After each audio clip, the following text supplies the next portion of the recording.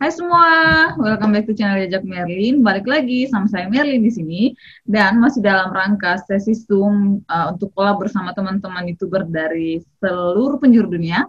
Hari ini saya bawa narasumber lagi dari New Zealand, tapi kita bakalan bahas hal yang berbeda, yaitu soal studi ke New Zealand. Nah, teman-teman mungkin ada yang pengen tahu gimana sih caranya kalau mau studi ke New Zealand atau pengen nyari informasi lebih banyak lagi soal New Zealand, so ya nonton video ini sampai akhir ya.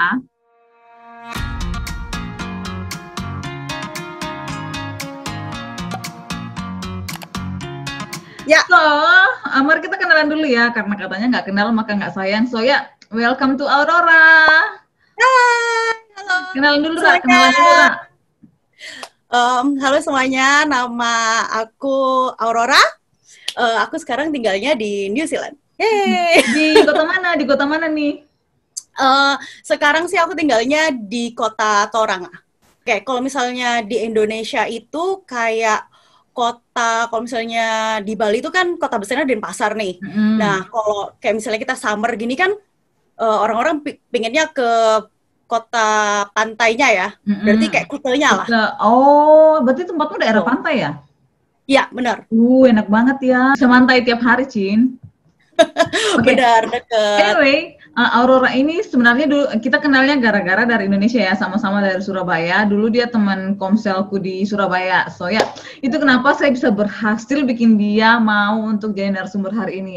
Untuk sharing sama teman-teman yang mungkin penasaran gimana sih caranya biar bisa kuliah di New Zealand. So ya, ayo Ra, ceritain dulu dong gimana sih ceritanya, kenapa kamu memilih New Zealand untuk kuliah?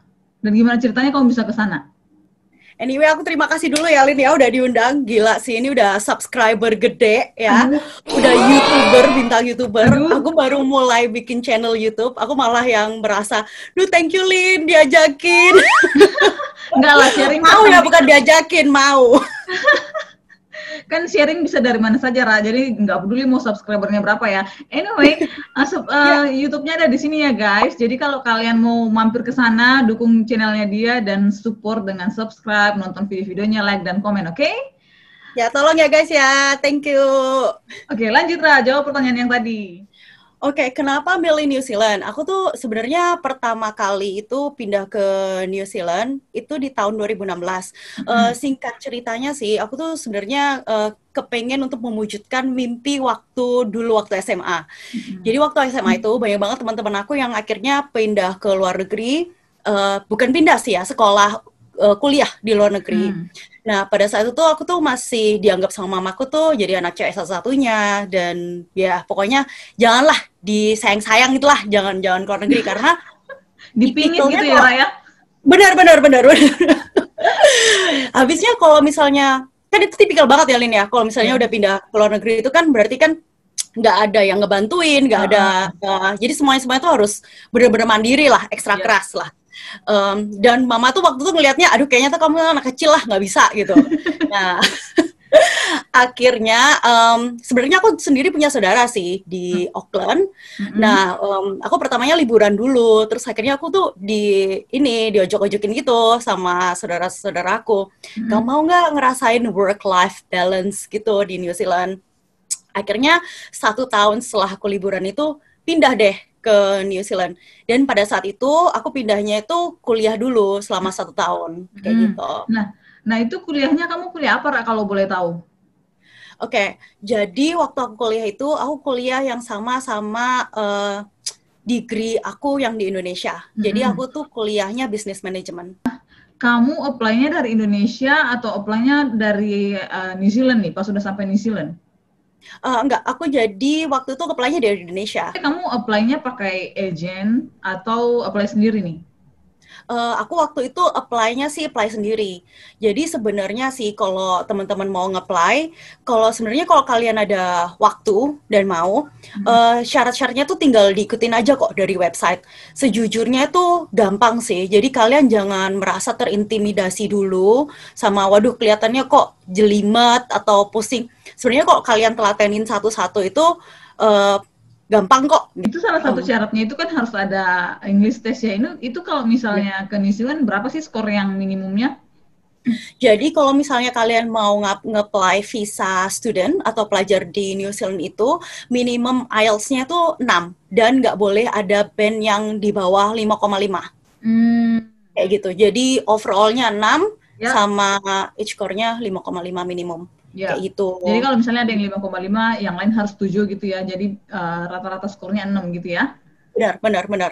Tapi Lin, Mm-mm. kalau misalnya kalian ya udah nyoba-nyoba, udah nyoba-nyoba IELTS, nggak bisa nyampe ke skor itu, Mm-mm. kalian masih bisa untuk ikut foundation bahasa Inggrisnya. Tapi ya Oh, artinya kalian harus bayar sekolah lagi untuk belajar Inggrisnya itu, ya. gitu. Mm-mm. Oh, jadi kayak misalnya ada kelas apa ya istilahnya ya kalau kelas tambahan gitu ya sebelum mulai kuliah. Jadi biar Mm-mm, bisa benar-benar. Inggrisnya. Jadi itu belajarnya bakal belajar bahasa Inggris dulu ya sebelum Ya, benar, masuk ke benar, benar. kuliah utamanya. Kan kamu apply sendiri nih. Itu menurut Mm-mm. kamu hal yang paling susah pas kamu siap-siapin dokumen dan segala macam. Apa sih yang paling susah menurut kamu? Sebenarnya sih kayaknya yang paling susah itu kayaknya IELTS-nya ya. IELTS-nya. Inggris mah gimana Ra, menurut kamu? Puji Tuhan waktu itu speaking-nya 8 sih, Uh, 8,5. Waduh, itu mah jago banget. Ngapain susah? Itu mah nggak susah. Memang Tapi susah. tapi Eh, tapi writing-nya writing-nya cuma 6. Emang sih biasanya writing kalau IELTS tuh susah ya Raya. Memang benar sih. Jadi aku bakalan bahas juga, aku bakal bikin video tentang syarat-syaratnya untuk nge-apply student visa di New Zealand. Jadi kalau ada Wah, subscriber-nya Merlin yang mau tanya-tanya, boleh komen di bawah atau di Instagram aku. yap. Nah, itu ya guys ya. Jadi lebih lengkapnya nanti bakalan di channelnya Aurora. Jadi silahkan mampir ke sana kalau kalian pengen tahu lebih detail. Anyway, sekarang saya bakal lanjut ke pertanyaan yang berikutnya, yaitu, nah pas kamu sudah dapat visa kan terbang tuh ke New Zealand. Kesan pertamamu itu apa dan culture shockmu itu pas pertama kali nyampe di New Zealand itu apa, Ra? Pertama kali, sebenarnya pertama-tama kali banget itu waktu aku holiday itu sih, Holiday Lin. ya, ya, ya. Ya, waktu holiday itu. Nah, jadi saudara aku tuh gimana ya dasarnya dia ya. Dia itu kayak di kota, di jalan besarnya di Queen Street gitu, aku Mm-mm. tuh langsung dilepasin gitu. Udah lu jalan-jalan nih map ya, pokoknya yang jalan paling gede itu Queen Street. Entar kalau lu mau butuh wifi, langsung ke Burger King aja ya. Kan bisa. Wow. Emang langsung Tapi dilatih ya memang biar mandiri ya. padahal holiday ya, kurang ajar banget ya emang. Anyway, culture shock-nya yang aku rasain sih pertama cuaca ya. Kalau Mm-mm. misalnya dilihat dari segi geografisnya kan memang New Zealand nih negara terbawah ya. Mm-mm. Jadi memang dinginnya tuh aduh dingin banget sih. Dingin banget. Terus kalau dia bahasa Inggrisnya sebenarnya kan nggak kayak ini sih, nggak kayak orang Amerika ya. Jadi dia kan Mm-mm. punya accent kiwinya sendiri. Mm-mm. Dan culture shock yang aku juga ngerasain adalah waktu mingle sama teman-teman sih. Karena waktu kamu jadi pelajar di international student, kamu Ya, ketemu dari banyak pelajar lain yang dari banyak negara gitu. benar. Nah, waktu itu mereka juga semuanya adalah orang-orang yang baru datang. Jadi accent-nya mereka tuh kental banget. Jadi waktu pertama kali kita ngegrup satu-satu kan induction tuh Ya, kayak MOS ya, kayak ya MOS-nya gitu. benar. Terus kan kita di grup-grupin gitu. Waduh, waktu dengerin orang yang dari Sri Lanka, yang dari India, aku tuh sampai, aduh sorry ya, bukannya gimana-gimana, boleh diulang nggak? Karena nggak ngerti. Itu sih yang Ya paling benar. berkesan sampai sekarang. Ya. Setelah itu, nah pas kamu nyampe sana, pas sudah student visa nih, kamu kan mencari kerja ya. Itu kamu langsung dapat kerja atau gimana, Ra? Jadi puji Tuhan banget dapat kerjanya 2 minggu setelah aku tuh datang di New Zealand. Mm-mm. Uh, aku waktu itu beruntung banget sih. Jadi Mm-mm. waktu itu aku dibilangin sama teman-teman aku yang udah agak lamaan, dia Ya. tuh bilang kamu tuh print CV yang banyak, terus habis itu taruh di tas kamu, habis selesai kelas kamu harus ngasih satu-satu gitu. Dan Mm-mm. waktu itu karena kita nggak ada pengalaman, boro-boro deh jangan mikir kerja di perusahaan gede. Mm-mm. Pasti ngelihatnya tuh di toko, Ya, di apa tuh restoran. restoran ya, fast food kayak gitu-gitu. Jadi waktu itu sambil kayak bawa backpack sama laptop sama note sama yang lain sama bawa CV segembel gitu. Jadi kita taruh satu-satu. Kalau susah sih menurut aku kalian harus ini ya, konsisten dan jangan menyerah sih intinya. Benar. Mm-mm. Ya, dan tipsnya adalah juga berani nanya. Jadi waktu kalian nanya ada kerjaan atau enggak, bisa langsung nanya kayak bisa ngomong sama manajernya enggak? Karena kadang-kadang staffnya itu tuh nggak tahu juga kalau misalnya mereka tuh lagi hiring atau enggak. Hmm. Jadi kayaknya menurut aku tips yang paling penting itu waktu kalian cari kerja, coba Ya. langsung nyari manajernya, siapa tahu dengan jadi kalian tuh harus ngelihat udah mikir first impression kalian juga. Benar. Jadi siapa tahu langsung diwawancara, ya Oh, kan? semoga ya kalau laki-laki ya. Ya, benar benar. Jadi kalau dari pengalamanmu, Ra, sebenarnya yang yang paling efektif tuh nyebar-nyebar CV langsung atau apply online nih? Sebenarnya yang menurut aku paling efektif dan kalau kamu mau jamnya yang pasti itu memang semuanya tuh apply online. Jadi Oke. memang di sini itu semuanya tuh online. Either kamu tuh mau cari yang part time, casual atau full time semuanya tuh sebenarnya bagusan online. Kayak Nah, gitu. kalau di Australia itu kan kalau untuk nyari kerja ada nih web tersendiri ya kayak Seek Hmm. atau Indeed. Nah, kalau di New Zealand nyari online-nya gimana ya? Nah, ini sama juga nih.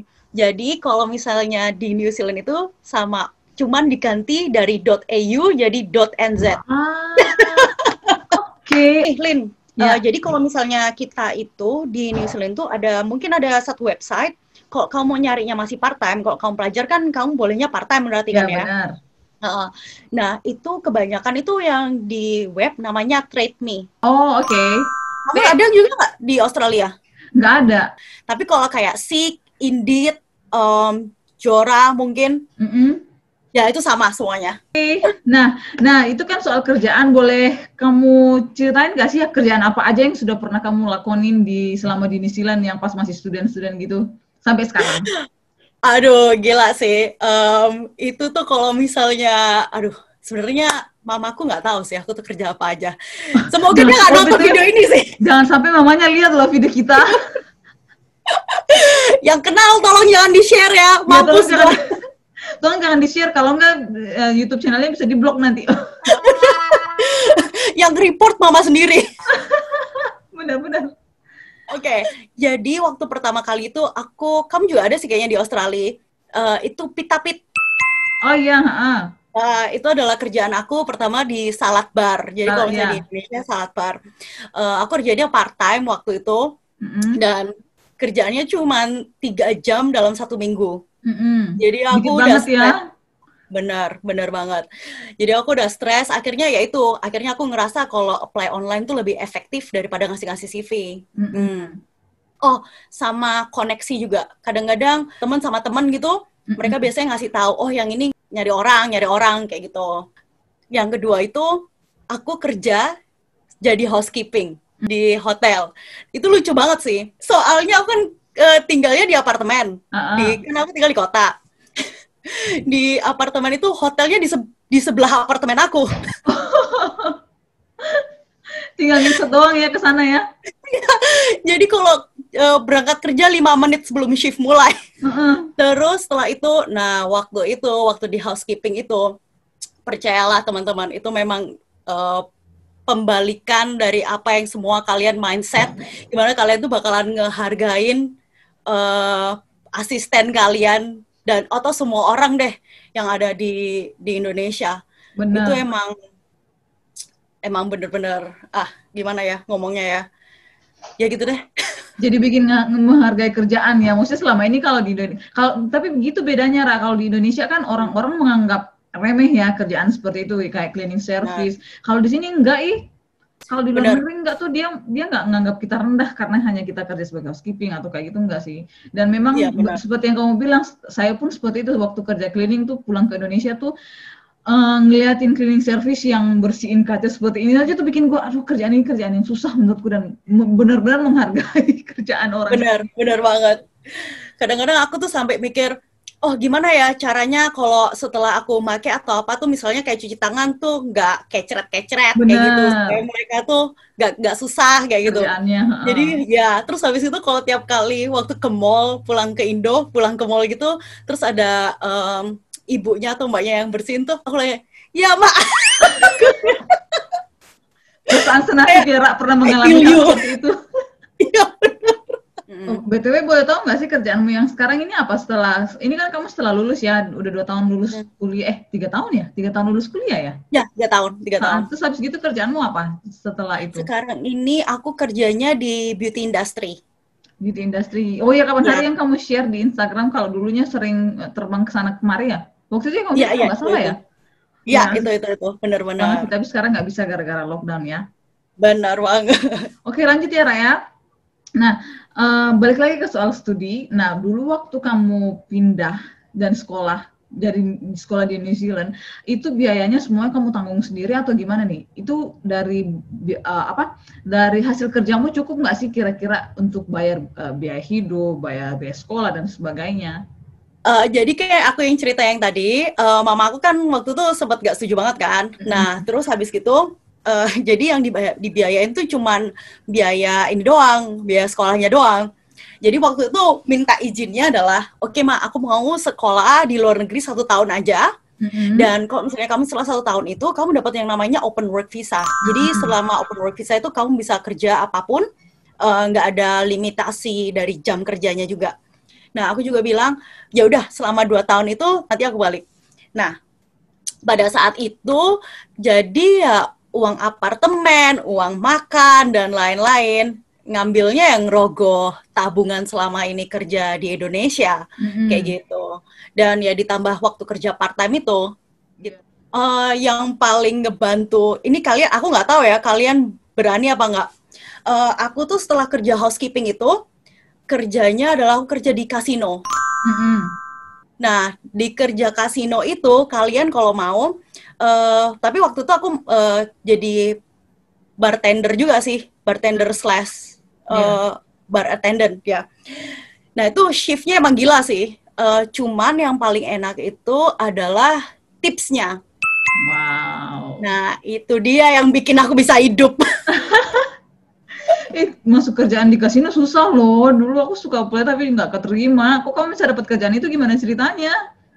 Oh, waktu itu ini sih, mungkin aku waktu Laki ya? laki sih, jujur, Mm-mm. ya. Soalnya waktu itu kan kasino itu kan dia kan bertahap-tahap ya. Ada yang cuman di main Ya. floor, ada di poker, ada di Mm-mm. VIP. Nah, waktu itu aku tuh laki banget. Jadi aku tuh dapetnya tuh di VIP sama di main floor. Jadi aku dapet Wow, dua langsung. pantesan aja tipsnya banyak. Orang VIP ya ngasih tips segede apapun ya. Apalagi kalau udah menang gitu ya, Raya. Aduh, emang enak sih kalau bisa kerja di kasino sih. Tapi memang masuknya agak susah. Eh, salah-salah Lin. Yang ngasih tips banyak tuh bukan di VIP Lin. Oh, Yang salah ngasih ya? Tipsnya masih banyak di mana dong? itu tuh malah Diamond di Club? regular. Oh ya Di ampun, main malah floor-nya.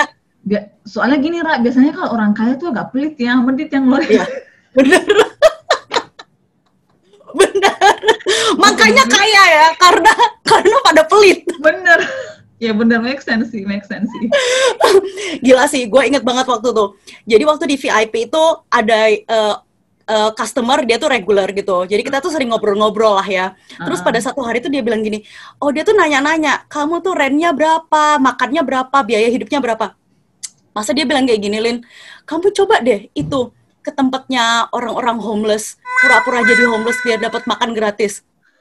Gila nggak tuh? Bisa ya sampai kayak gitu. Aduh, mentalnya mental miskin Absurd banget banget sih. kan? Absurd banget. Pengalaman menurut kamu sendiri nih, Ra, ya, kalau misalnya ada teman-teman yang pengen kuliah ke New Zealand terus tapi dia mau ngandalin dari hasil kerjanya doang untuk bayar biaya hidup dan biaya sekolah, menurut kamu itu mungkin nggak sih? Sebenarnya mungkin kalau kalian tuh budget yang tepat ya. Mm-mm. Em, jadi kalian ya jangan, misalnya nih, kalau misalnya di Indonesia, aku ngerti banget kalau kalian itu di Indonesia itu kebiasaan ya, apalagi kerja kantoran, makan itu makan di luar. Mm-mm. Dan mungkin kalian nggak masak atau kalian bosenan kayak gitu. Mm-mm. Kalau kalian budgetnya tepat itu ya jangan makan di luar, karena makan di luar itu mahal banget gitu. Benar. Nah, ini Jadi, sekalian ya Raya, sekalian kita bahas ya yang terakhir nih, Pak. Yang terakhir, cara berhemat di New Zealand maksudnya biar bisa hidup cukup gitu loh. Sekalian. Yang pertama, kalau misalnya masa kerjaan, jangan milih-milih. Semua experience kalian itu yang ada di New Zealand itu sangat berharga, dan referensi kalian yang di tempat kerja lama itu sangat berharga. Build your connection because it's so important. Yeah. Kayak gitu. Terus yang kedua, jangan suka makan luar. Bener. Jangan suka makan luar. Karena ada minimum wage-nya kan, kalau misalnya di luar negeri itu, makanya makanan-makanan di luar itu pada mahal. Jadi harus masak. Meskipun kalian tuh masaknya yang gampang-gampang. Kalau kalian nggak bisa masak, biasanya kalian kalau misalnya ke supermarket, itu ada kayak bumbu-bumbu jadi. Iya. Nah, itu kalian masak aja. Dulu teman aku tuh beli di Asia supermarket gitu, dia beli bumbu rendang, masak 1 panci buat berhari-hari. Nah, gitu dah. Benar-benar. Tips berhemat selanjutnya, waktu cari apartemen, jangan mikir yang harus yang flash atau yang apa. Itu juga added up, itu kan kayak fix cost kamu tiap minggu kan. Benar. Jadi kalian juga coba pikirin. Sama kalau misalnya nyari kerjaan, coba pikirin juga dari cost-nya juga. Jangan cuma mikir, kalau misalnya di tempat ini aku gajinya lebih tinggi, tapi ternyata waktu kamu added up sama cost-nya ke sana, misalnya busnya dan lain-lain, malah kamu tuh kehilangan lebih banyak gitu. Jadi jangan gerasa gerusu lah kayak gitu.